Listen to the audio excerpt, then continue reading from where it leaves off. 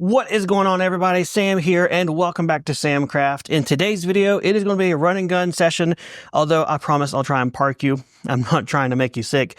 I want to give you guys some information. I want to talk to you about some business stuff while I also just multitask. I've got to load film up on spools, do my normal everyday tasks, and I thought, okay, this is one of those instances where you don't need a fancy production because what I want to share, the meat and taters of my video, can just be spoken. So let's go ahead and do that.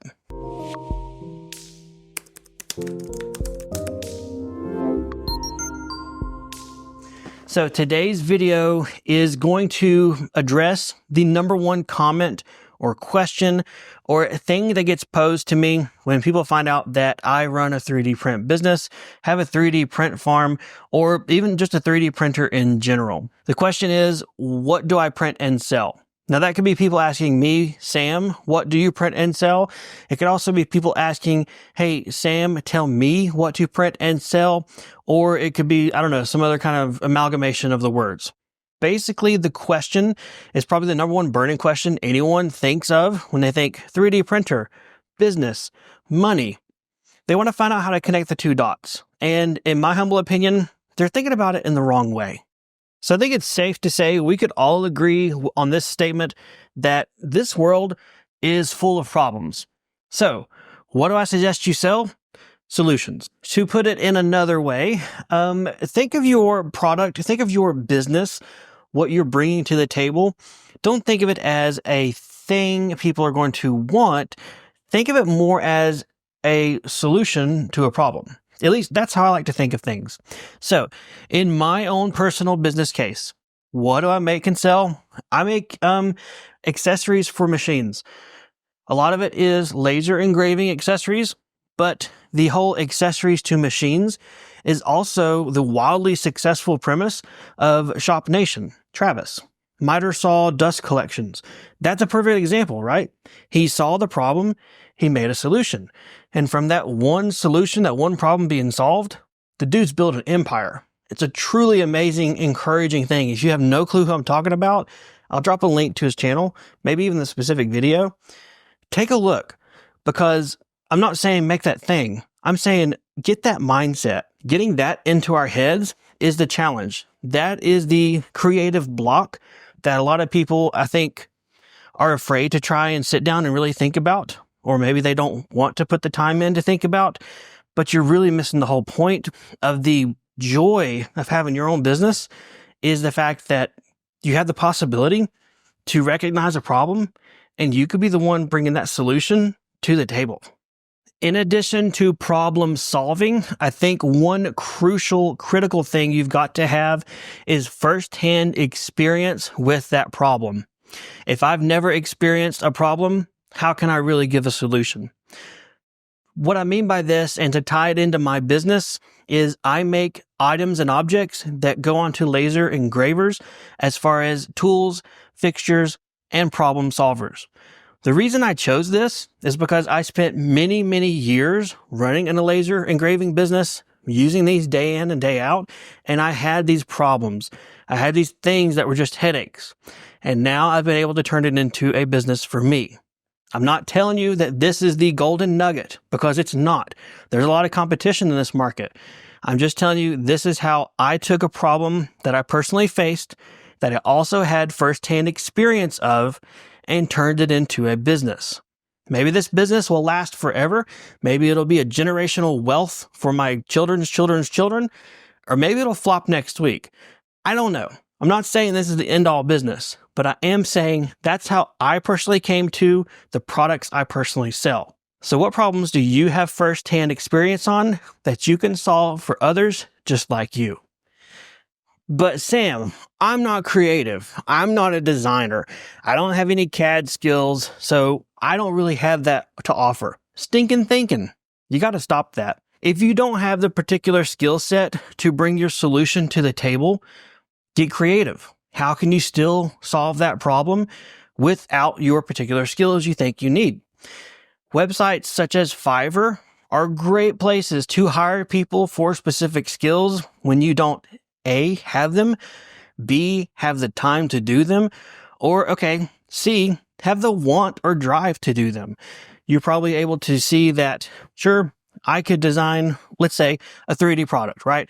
I could design a bucket, but the time it takes me to stop what I'm doing, sit down, design the bucket, that loss of income in the rest of my business, or the time it's going to take out of my time with my family, it's well worth it to pay somebody else. That's just one example of how you could overcome the initial knee-jerk reaction. I'm not creative. I don't know the software. No. Get beyond that. There's solutions out there. You got to start thinking like a solution person.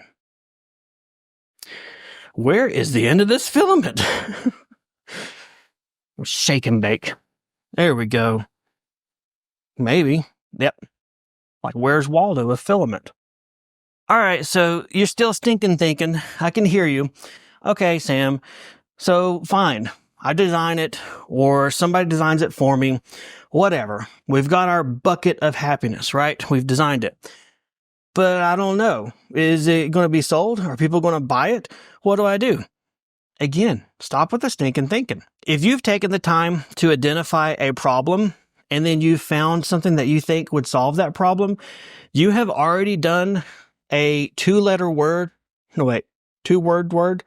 You have already done a two-word process that a lot of people get scared of called market research. Hang on, I can't load this one-handed. So you've already done your market research because you have identified a problem, you've identified a need for a product, and you've created that product, or you've created the idea of it. So you've already really made a lot of headway, and you may not already know it. So now you've got your product, you've done your market research. The next thing you may be wondering is, okay, where do I sell these? Where's the best place to start? I would give you two answers to that. eBay, Etsy. Number one, number two. Why? Because it's cheap, easy, and you've already got customers there. You have an audience immediately available you can tap into. Once you have those two in place, then I would tell you get a website. But not until then, and honestly, you may not need that for a while. Depends on what level or how far you want to take this business, right? So, Etsy, eBay, do it. Once you have your Etsy and eBay established, I'm then going to tell you to spend some money to advertise your product. This is assuming this is a brand new business, brand new brand, and you're starting from square one. Go ahead and pay the money on Etsy to do Etsy ads and max out that budget. When you first see it, you may have a max budget of like, I don't know, $10 a day, maybe that much, maybe it's 20. Go ahead and do it. You may be thinking, whoa, wait a second. I don't want to spend $10 a day on ads. In my experience, you're not going to spend that much unless you've got that much activity, of which you'll have sales to make up for it. Go ahead and spend.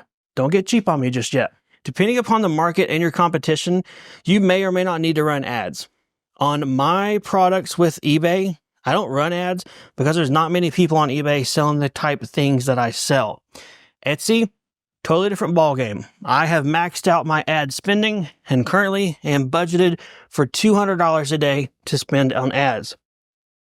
I do that to ensure my products show up on searches, hopefully at the top. And as long as I track it and watch it, which this is going to be a totally different subject, different video on marketing and ads, I'm doing good. I'm staying above, I'm staying in the black, making sales, making profit, and that's what matters in the end.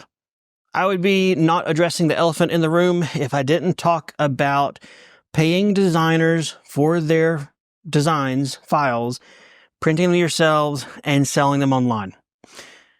I think this can be a business option, but I don't view it as one that I do, and I don't really recommend it. The reason I would not recommend that as a business model is because, let's think of it from the designer aspect, right? If I'm a designer and I'm licensing my files, what is in my best interest? Sell as many licenses as I can. How would I sell people on my files being worth their money? Well, I'm going to tell them that they're going to make a ton of money. I'm going to tell them that these are best sellers. I'm going to tell them that there's a ton of selection and all of this stuff, and of which hopefully I'm being completely truthful of. However, as my designing business takes off and I go from 1, 10, 100, 1,000 people purchasing my files and licenses, what have I done to that particular market? That's right. I've saturated it. So unless you find a designer and you catch them very early on and their products are truly unique, you're already going to be entering into a high competition market from day one. That's a difficult uphill battle to climb, and not one that I would honestly wish or recommend on anyone, especially if they're just starting out. The other reason I'm not a fan of, what are we going to call them? Design subscriptions? What do they call themselves? The other reason I'm not a fan of that is because it doesn't really push you to learn and grow and adapt. At least I don't think it does initially. Sure, if I buy, let's use this as an example. I bought a license for this, I sell it, I'm making bank off of this. Awesome. Does this give me the push to design this myself, or does this make me dependent upon the designer to give me more stuff? I don't know. I guess that could be said differently for different people, but it would be a concern that I would have, that someone may think, it's great, it's cool, perfect, put it on cruise, and the next thing they know, they're in the ditch. I don't want to see your business happen that way. I'm not intending to talk to designers in this video, but if I am and you're here, you have the thought of, I designed a widget, right? This is a great widget. I don't know if I want to print it myself. How about I just sell the license to it and I'll make a business that way? There's a really, really good video that was just released from Slant 3D. I'll go ahead and link their video below. I really would suggest you look at it because there are some wonderful business thought processes outlined, discussed, and covered that I would want you to hear first before you ever make the decision to take your creation and sell it to someone else. Very much worthwhile. Definitely. Sam, wow. Let's bring it home. I think if you're looking at your business from the aspect of, I'm going to print something, I'm going to list it, I'm going to sell it, and I'm going to be successful, you're in for a world of hurt. Business is difficult. Small business is even more difficult, and being a one-person entrepreneur launching your own small business is probably the hardest thing to do. It is, however, one of the most rewarding things to do as well, if you're cut out for it. Again, my advice is to look at problems in this world and see if your own unique experiences, creativity, and abilities can fix or solve problems. That's going to give your customer a nice, warm, fuzzy feeling, but it's also going to give you, the owner of this solution, a nice, warm, fuzzy feeling. And in the end, warm, fuzzy feelings might just be what it's all about. All right, guys, that's it for my quick ramble session. And again, hopefully I didn't make you too sick running around with the camera, but I'm tried to multitask while also sharing this information while it's on the tip of my noggin. If you got questions or comments, leave them for me down below. If you have advice for others or you have lessons that you've learned with your own business, definitely do me a favor and others and leave it down below as a comment as well. Because this video is one thing, but those comments on videos can sometimes be the true wealth of knowledge and golden nuggets that are rarely shared or seen. So always scroll those comments, see what's up, and learn. If you got any other questions, leave them for me. Otherwise, take care. I'll see you guys next time in the workshop.